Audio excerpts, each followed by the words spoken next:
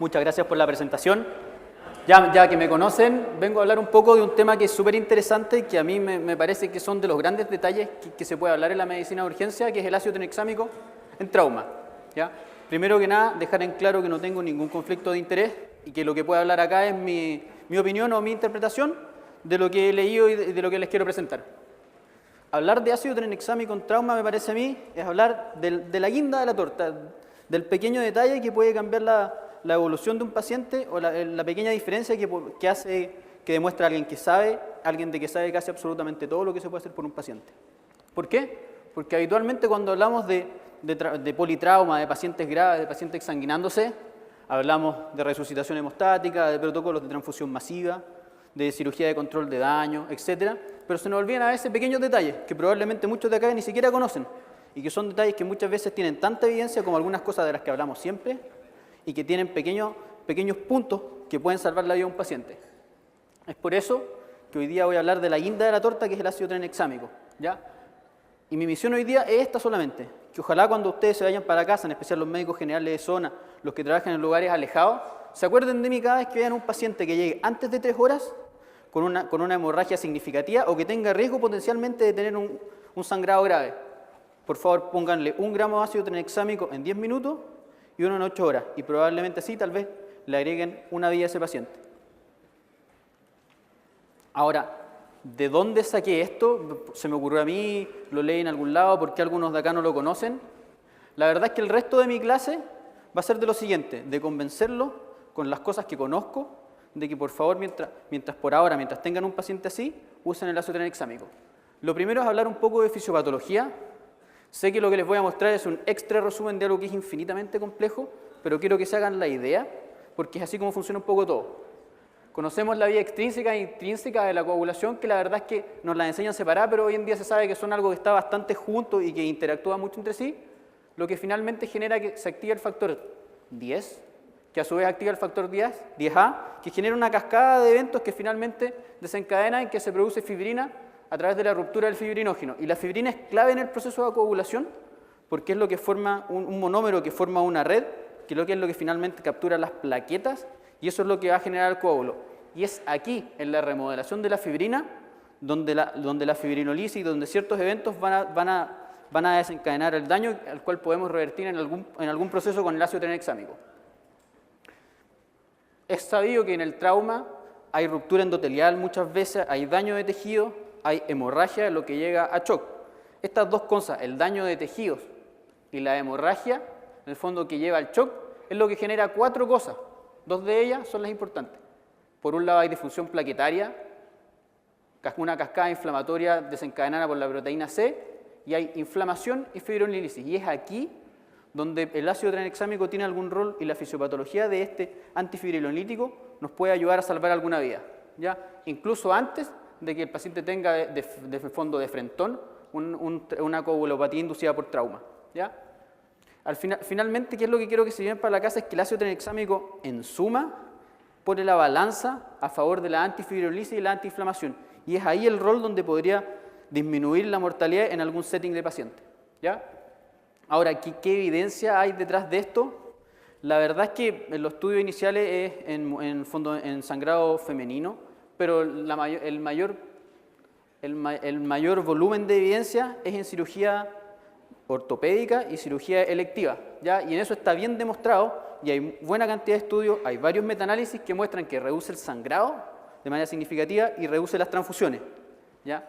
Y es de aquí en adelante que los autores del CRASH y el resto de la gente que se dedica a investigar en el tema sacó la idea de ver si el ácido tranexámico tenía algún rol en el trauma y en el paciente que está sangrando activamente, ¿ya? De la evidencia que les voy a hablar acerca del fondo del ácido tranexámico no es demasiada, la verdad es que no hay demasiadas cosas publicadas de calidad y es fundamentalmente el estudio CRASH, que es un gran estudio, 2 subanálisis del mismo y un estudio que salió después que es el MATTERS, ¿ya? Lo primero que le voy a hablar es el CRASH, que si bien tiene muchas críticas, varias cosas, creo que en trauma e incluso en el resto de la medicina es difícil lograr estudios de esta calidad, ¿ya? Extremadamente multicéntrico, randomizado, doble ciego, analizado por intención de tratar, con 20.000 pacientes, con 10.000 pacientes por ala, ¿ya? Y contra placebo. ¿Y qué es lo que hizo la gente del CRASH? a lo largo de todo el mundo randomizó pacientes, en especial en países de tercer mundo. Ecuador, Colombia, Argentina, Perú, Indonesia, Tailandia, India, países africanos como Ghana, Camerún. ¿Ya? ¿Y qué es lo que hicieron?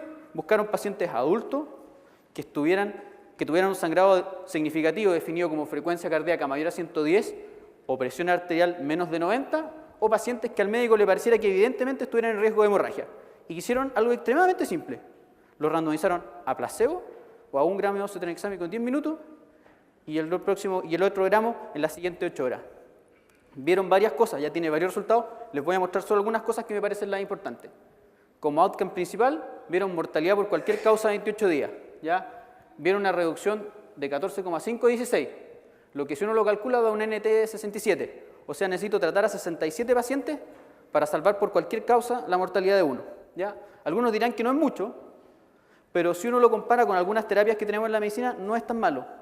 Por ejemplo, 5 años de tratamiento antihipertensivo para disminuir un stroke tiene un NT de 67, y para salvar una vida como esto, uno de 120 y algo. ¿Ya? Un NNT de 83 es lo que necesito para un paciente darle 5 años de estatina para salvarlo de una muerte por infarto. ¿Ya? Entonces este NT no es tan malo. ¿Ya? Y de los subanálisis, los autores fueron apretando un poco más las cosas y se dieron cuenta de otras cosas. De que la verdad es que si veo la cohorte completa y miro las 3 primeras horas, es donde, por lógica y por los números que le dieron a ellos, el beneficio es mayor. Si se fijan, antes de la hora el NT es de 42, ¿ya? Para hemorragias, para mortalidad por sangrado, ni siquiera para mortalidad global, sino para mortalidad por sangrado. Lo mismo antes de las 3 horas, un NT de 76. ¿Ya? Y lo otro que vieron es que incluso si miro la cohorte completa y digo, no, pero es que solo los más graves van a recibir beneficio, sí, evidentemente los más graves reciben mayor beneficio. ¿Por qué? Porque probablemente estaban sangrando más, porque probablemente tenía mayor nicho de ácido tranexámico. Pero si uno se fija en las cohortes intermedias, también hay beneficio, e incluso hay beneficio en los pacientes menos graves que probablemente no estaban sangrando, solamente tal vez tenían algún grado de disregulación de su coagulación. ¿Ya? Podría hablar un buen rato de las limitaciones que tiene este estudio. Creo que la más importante es hablar de que el estudio lamentablemente no logró demostrar que se disminuyera el sangrado. Ahora, es complejo demostrar eso en un setting de trauma y de paciente que llega en trauma desde el prehospitalario, comparado con cómo se había logrado demostrar en cirugía ortopédica, en cirugía electiva, donde es fácil ver cuánto el paciente sangra, es fácil medirlo y es fácil transfundirlo. Muchos de los pacientes que llegaron al CRASH sangraron antes de llegar, no sabemos cuánto sangraron. Muchos de los pacientes recibieron cirugía, en el fondo, de resolutiva de la patología que tenían, y ese sangrado puede que haya mermado la reducción propia del ácido tranexámico, o incluso pensar que si el ácido tranexámico disminuye la mortalidad, aumenta el riesgo, porque los pacientes sobreviven, de que reciba transfusiones. Por tanto, si bien no nos ayuda en la lógica fisiopatológica que el CRASH no haya demostrado que los pacientes sangran más, en el fondo eso no invalida los resultados que tenemos bajo la lógica y bajo la evidencia que hay detrás de todo lo otro que está pasando. ¿Ya? El segundo estudio del que les quiero hablar es el MATTERS. Es un estudio que salió un poco después, que es retrospectivo, que buscaba al fondo reproducir un poco lo que se había visto ya en el CRASH, pero en un setting de guerra. Ya estos son 896 pacientes reclutados en un centro de trauma norteamericano en Afganistán. Ya fue un estudio retrospectivo que tiene varios resultados. La verdad es que lo que quiero mostrarles es que la tendencia es la misma, tanto en mortalidad por cualquier causa, como mortalidad en pacientes con transfusión masiva, disminuye de manera, en las primeras 48 que es cuando uno cree que probablemente el sangrado es el que puede determinar la hemorragia. ¿Ya? Tiene las limitaciones propias de un estudio retrospectivo, de un estudio que en el fondo no es comparable con el CRASH, pero lo bueno es que el cuerpo de evidencia, la evidencia que hay disponible en el fondo, apunta a que en algún grado hay un beneficio en mortalidad, y más importante aún, que ni el CRASH, ni este estudio, ni todo lo para atrás ha demostrado que en algún grado puede ser inseguro para nuestros pacientes dejarles en el fondo ácido tranexámico. Se ha buscado ver si aumenta realmente la tasa de eventos tromboembólicos. La verdad es que ninguno de los estudios tiene demasiado poder, pero no se ha visto en ninguno un aumento significativo. Ya eso es importante. Que, si bien es probablemente bueno, no hay nada que diga que va a ser malo. ¿Ya? ¿Qué sabemos del fondo de esto? Que la evidencia es buena, que probablemente a menor tiempo hay más beneficio para nuestros pacientes, que probablemente los pacientes más graves van a tener más beneficio, y que muy probablemente es algo muy seguro. ¿Ya? En el peor de los casos, cada 67 pacientes vamos a salvar a uno versus que probablemente no les pase nada. ¿Ya? Quiero que se acuerden de eso. ¿Qué no sabemos? Una infinidad de cosas porque es súper poco lo que está estudiado. El mecanismo no está claro, se sabe que puede que sea por la antifibrilisis, aunque no está completamente claro, podría ser porque disminuye los mediadores de la inflamación. No estamos claros en el número exacto de eventos adversos, al parecer son muy pocos, al nivel de que no han logrado ser significativos. Hay que estudiarlo un poco más para llegar a un número, pero sabemos que probablemente es bajo. No sabemos cuál es el rol completo en centros de trauma nivel 1, ya que como esto es en el tercer mundo, no todos los centros, la minoría de ellos probablemente, tenía un centro de trauma como probablemente se dispone en Estados Unidos o en otros centros norteamericanos. ¿Ya? Pero aún así la lógica dice que inclusive si el efecto es menos, probablemente haya uno porque la fisiopatología detrás así lo apoya.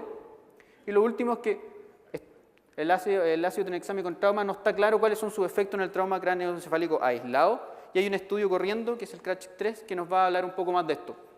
Hay muchas cosas que no sabemos, pero quiero que, volviendo a lo mismo, ¿con qué nos quedamos? ¿Qué sacamos del ácido tranexámico en trauma? ¿Qué llevarnos para la casa?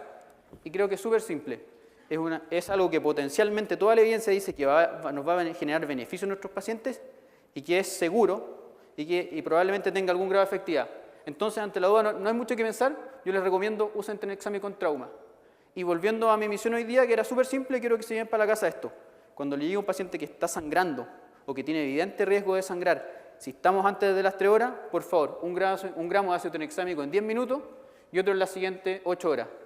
Si hacen esto y me creen lo que yo digo, tal vez uno de cada 67 pacientes o tal vez más les va a agradecer la vida como este paciente que está acá. Gracias.